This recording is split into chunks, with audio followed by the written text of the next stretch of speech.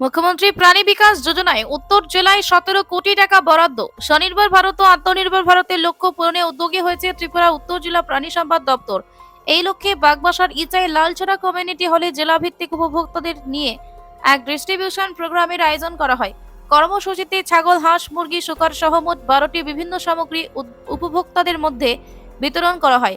মুখ্যমন্ত্রী প্রাণী বিকাশ যোজনার আওতায় গোটা উত্তর জেলায় মোট 4,379 জন উপভোক্তাকে এই প্রকল্পের সুবিধার অন্তর্ভুক্ত করা হয়েছে। প্রাণী সম্পদ দপ্তরের ডেপুটি ডিরেক্টর ডক্টর লাল নৌথাঙ্গা রোয়াটে জানান, 2025-26 অর্থ বছরে শুধুমাত্র উত্তর ত্রিপুরা জেলার জন্য প্রাণী সম্পদ বিকাশ দপ্তরের উদ্যোগে 17 কোটি টাকা বরাদ্দ করা হয়েছে। পাশাপাশি ডিভিডি স্কিমের মাধ্যমে উপভোক্তাদের কাছে এই যোজনার সুবিধা পৌঁছে দেওয়া হবে বলে তিনি জানান।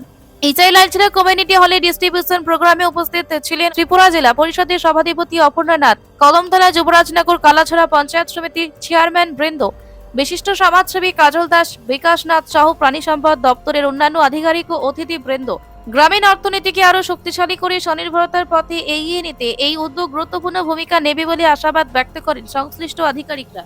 যে উজাড় করে দিচ্ছে আমরা তা পাচ্ছি, তো সেই পাওনাটাকে আমাদের কাজে লাগাতে হবে।